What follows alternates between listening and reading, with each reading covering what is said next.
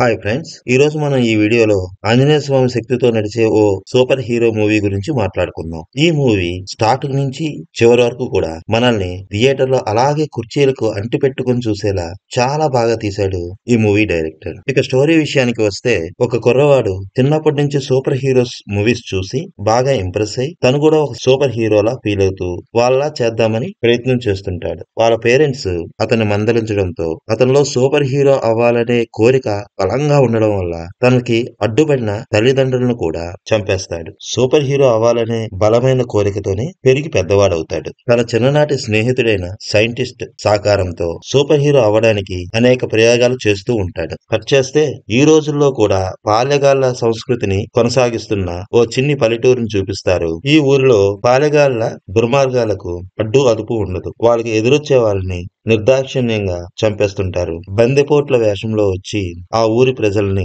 భయభ్రాంతులను చేస్తూ ఉంటారు. అటువంటి ఈ ఊరిలో దైవ అనుగ్రహం బలంగా ఉన్న ఒక ఆకతాయి కుర్రవాడిని చూపిస్తారు. అతనే ఈ మూవీ హీరో. చిన్న చిన్న దొంగదానాలు చేస్తూ అల్లర్చిల్లరగా తిరిగే మన హీరోకి చిన్ననాటి నుంచి ఒక లవ్ స్టోరీ ఉంటుంది. మన హీరో ప్రేమించిన అమ్మాయి ఓ రోజు పాలెగాలు చేస్తున్న దుర్మార్గాలకు ఎదురు తిరుగుతుంది. బందిపోట్ల వేషంలో వచ్చిన కొందరు దుండగులు మన హీరో ప్రేమిస్తున్న అమ్మాయిని చంపాలని ప్రయత్నం చేస్తారు. ఆ సమయంలో హీరోయిన్ ని కాపాడే క్రమంలో మన హీరో చాలా తీవ్రమైన దెబ్బలు తింటాడు. పక్కనున్న సముద్రంలో పడిపోతాడు. అప్పుడే అతనికి ఆంజనేయ స్వామి శక్తి కల మణి లభిస్తుంది. అప్పటి నుంచి మన హీరోకి సూపర్ పవర్స్ వస్తాయి. ఆ పవర్స్ తో ఆ ఊరిలో పాలెగాలు చేస్తున్న అరాచకాలను అడ్డుకుంటాడు. అదే సమయంలో ఆ మణిని ఎలాగైనా తన సొంతం చేసుకోవాలని చిన్నప్పటి నుంచి సూపర్ హీరో అవ్వాలనే కోరికతో ఉన్న ఈ మూవీ విలన్ అదే ఊరు వస్తాడు. ఆ మణిని హీరో దగ్గర నుంచి తీసుకోవాలని చాలా ప్రయత్నాలు చేస్తారు. ఈ మూవీలో మంచి కామెడీ ఉంది. అక్క తమ్ముళ్ల సెంటిమెంట్ చాలా బాగుంటుంది. స్టోరీ బాగుంది,